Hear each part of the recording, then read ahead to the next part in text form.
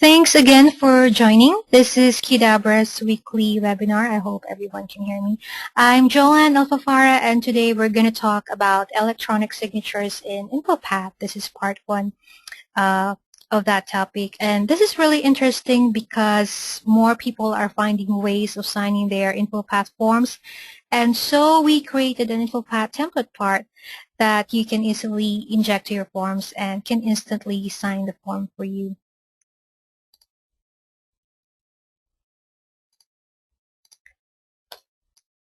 We typically start at 8:05 Pacific time, and as usual, the goal of this webinar is to give you a short presentation that will just take about 20 to 30 minutes. And so we appreciate your time. We will be sure that this is not going to take long. Our demos are all live, so if we bump into any issues, thanks in advance for your patience. So again, Qdabra Software, our sponsor, provides this weekly webinar. We have a large InfoPath community. We guarantee 90% response to our forum posts in InfoPath Dev. It's a very active forum for InfoPath. We have weekly blogs there. And so please feel free to visit that site and post any InfoPath questions that you may have. We also provide support if you're developing InfoPath forms and encountered any problems, or if you need some help, you can hire us for some ad hoc pay-as-you-go support. We also do consulting work, and we offer a very powerful web service. It's called DBXL. It bridges the gap between InfoPath, SharePoint, and SQL. So you may check Qdabra.com, our website, for more details about our products and services. So I just want to start off by talking about signatures in general, because typically in a traditional workplace, people sign forms. We have our own signatures, of course, so we go into a document and sign it. But in an online world, we have a different way of signing our documents. And the two different types of signatures that are being used today are, number one, digital signatures, and number two, electronic signatures. So let's quickly talk about the difference between these two types. So digital signatures, these are types that takes the concept of traditional paper-based signing and turns it into an electronic fingerprint. Now, this fingerprint or coded message is based on a cryptographic sort of concept, and it is unique to both the document and the signer and binds both of them together. So a digital signature can only be created by one person. And it's probably a more stronger type than the electronic signature because it ensures authenticity, integrity, and non-repudiation. Non-repudiation meaning that it ensures that a person cannot later deny that they furnished the signature. It also cannot be duplicated, like when someone alters the document after it has been signed with a digital signature. It has a way of telling people that the digital signature cannot be changed, thus protecting against forgery and tampering. And the great thing about digital signatures as well is you can use it with many different applications. So reusability is a big factor here, and it's also one good reason why you would want to use digital signatures. Now, on the other hand, electronic signatures can be any piece of electronic data, such as a JPEG image of a signature or name, or it can also come in any other mediums like a sound recording or a symbol or a voice print. And actually, an electronic signature can even be something as simple as a typed name. So unlike digital signatures, electronic signatures are very easy to implement. And it does not incorporate any additional measure of security, unlike digital signatures. And because any person can type in the name of another person and pass it off as an electronic signature, it's more susceptible to forgery. It's also not legally binding because it doesn't have a way to ensure the signer identity, and it's vulnerable to forgery and tampering. That's why, because of that reason, electronic signatures are not considered a secure way of signing. But still, they are very useful enough for non-contractual approvals, as well as in environments where signers are familiar with and in very close proximity to one another. So the next question you would probably ask is, when should you use each of them? If you're looking for something that's very easy to implement, you can go for electronic signature. If you just need to sign an online document, then electronic signature can be very useful. In a lot of cases, they are sufficient for your applications or form solutions. But sometimes you need to go a little bit more further if you want to make sure that the person who signed the document is in fact the person who really signed that document. Then digital signature comes in handy. In the court of law, actually, digital signatures are legally binding. So if you need that extra security, then definitely go with digital signatures. But today, we're looking for something that's easy to implement. So we're going to that path of electronic signatures. So let's talk quickly about how it works in SharePoint. Basically, setting electronic signatures is very straightforward. You do need a signature and a PIN or password for it to work. And the signature can be in a form of picture, an image of a signature, for example. And the idea is very simple because we're going to use an InfoPath template part, which is reusable across all your forms out there. So if you have an existing form that requires signing, you can simply inject that template part to your form, and with a little bit of configuration, you can start signing your form. And for this webinar, we're going to use the template part that we devised. It's called Qdabra's electronic signature XTP. And we actually made this template part available for purchase in our website. But today, the good news is we're sharing this wonderful template part for free if you only fill out our webinar feedback form after this presentation. So we created this Qdabra's electronic signature XTP that is very easy to deploy, and it allows you to manage your signatures, images, and pins or passwords in SharePoint. So you have this one repository for all your signatures and one repository for all your pins or passwords, and they're all going to be in SharePoint. So the way it works is that the form will look up the user or pins to verify, and if the password or pin matches the one stored in SharePoint, it will display verification successful and display the user's signature. And like I said, you only set it up once, and you can reuse across all your forms because it's a template part. And in addition to this template part, we also added an admin form as a feature that will allow managing signatures securely. And I'm going to show you that in just a second.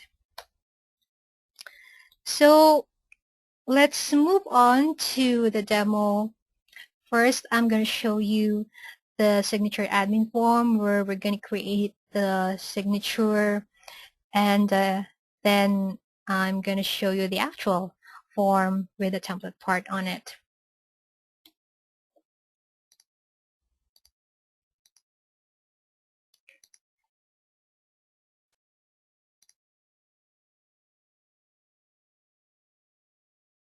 So the first thing I want to talk about is what I have set up here in my SharePoint site. I have several libraries set up for this electronic signature, and I have this signature admin library that will submit the signature image to a picture library. For example, this is an image of my sample signature, and it will also submit the pin to a pin list here. And this pin list is just a very simple custom list with a title, a pin, and a grid columns there.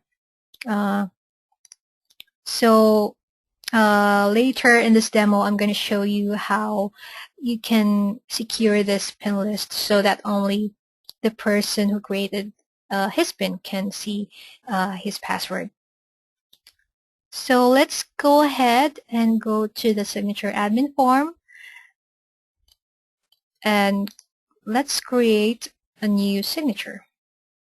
By the way, this form uses QRules to submit to submit the signature image to the picture library, and it also uses QRules to submit the pin list to the pin list library.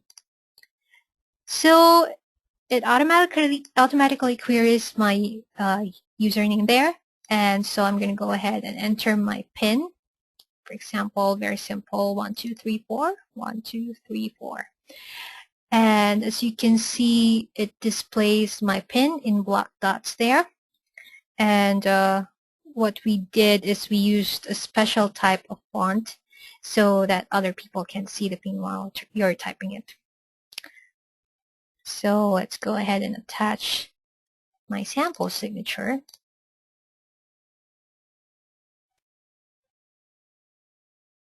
There's my sample signature, and let's go ahead and submit this.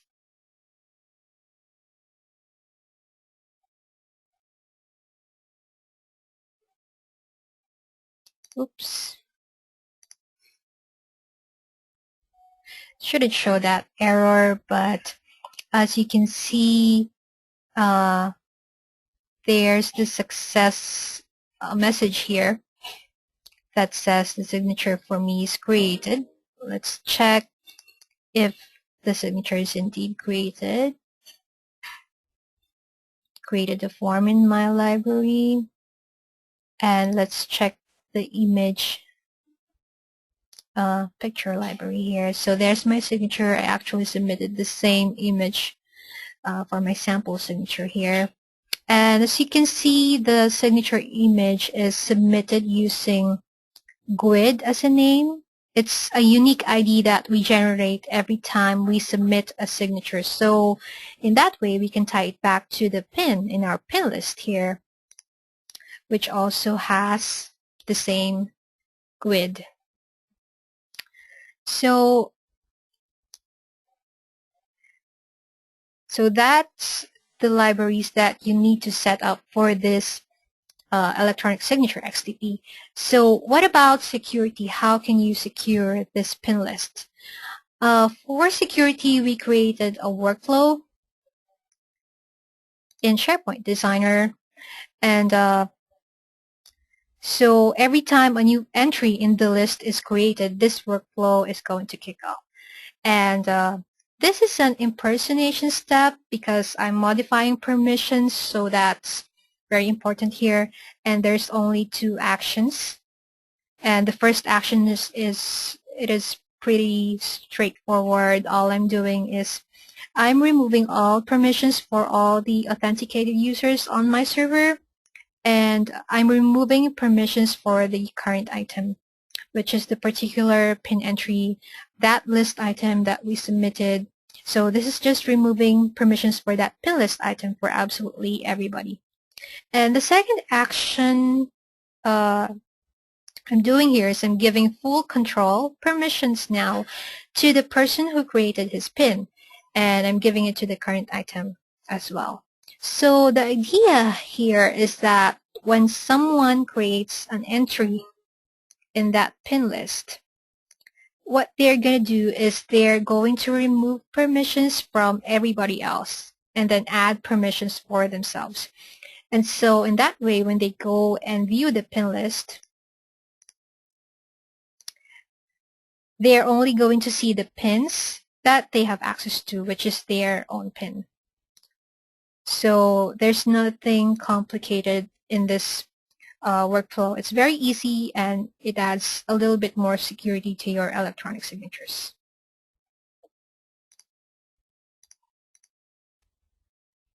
So once you have everything set up, you have the picture library for your signatures, you have the pin list, and you have created the workflow for the security.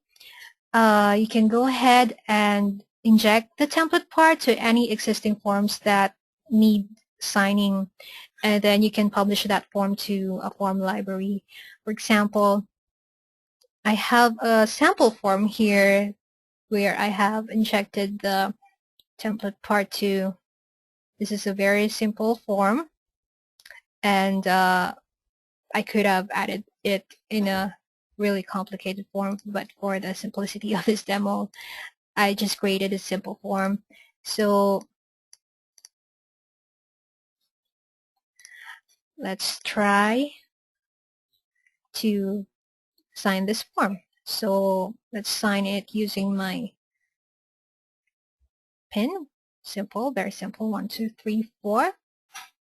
And let's try to sign this document. So that's my signature there. So it goes and does a lookup based on the GUID entry into the picture and list library, and it also gives a timestamp telling me when I signed it and what time I signed, stuff like that. And so that's basically how the electronic signature XTP works. And by the way, it also has, just want to quickly show you that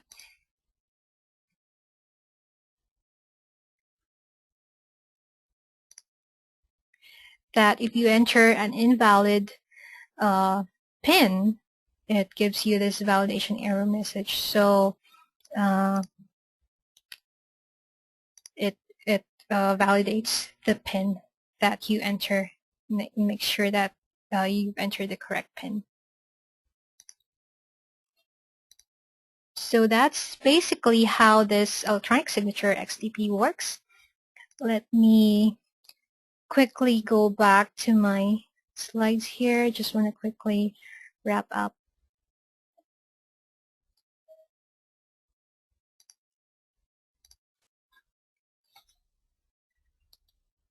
So before I go ahead with questions, I just want to quickly let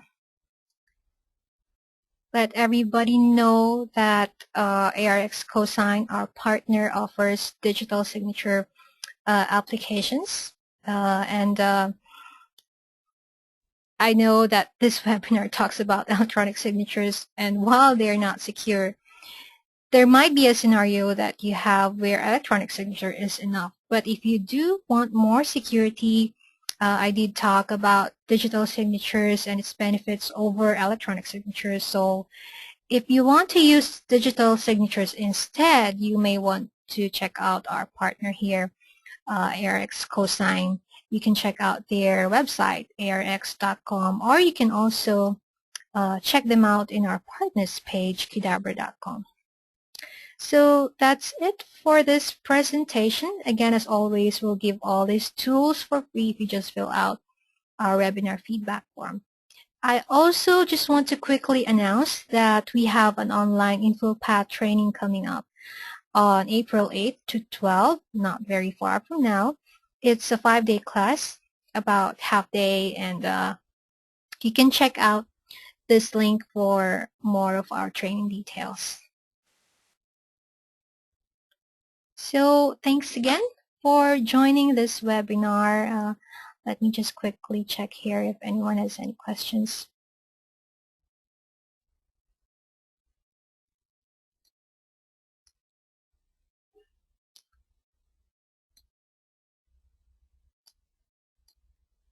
Question from Gus Rivalorio. Does this work with InfoPath 2007? and or browser forms. Yes, it works with InfoPath 2007, and we're actually going to give you two versions of this electronic signature template part. We're going to give you the 2007 version and the 2010 version. Next question is from King Elder. Does the workflow to set permissions need to run under special permissions in order to remove add permissions per item?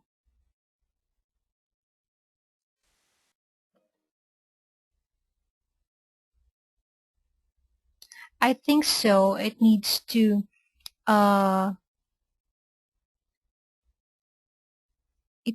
have a special kind of, I think you're talking about the person who's creating the workflow needs to have a special kind of permission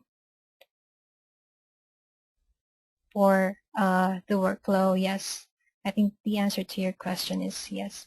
So the next question is Kevin Bao, from Kevin Bao, how to get this free tool. Again, like I said, if you just fill out our survey form, a webinar feedback form at the end of this presentation, you're going to get all the free tools and also this PowerPoint slide.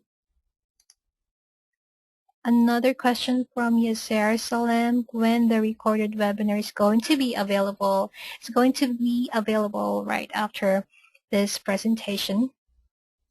So another question from Brian Johnson. I was late to connect. Where can I get the presentation? I guess I've already answered that question. From Robert Seeloff, 2013, can the signature time user data be saved to the library to be reported on or audited?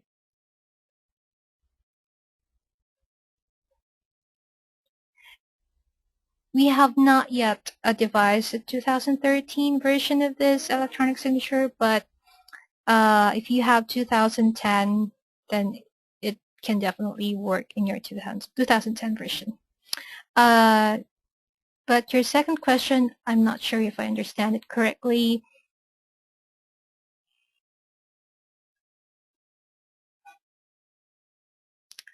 Oh, okay. You meant to say that the signature time, yes, it can be saved and reported to the library. You can promote the field so you can see that column in the library. So thanks again for joining the webinar today, and hope we're going to see you again next week. Thanks and have a great day, everyone.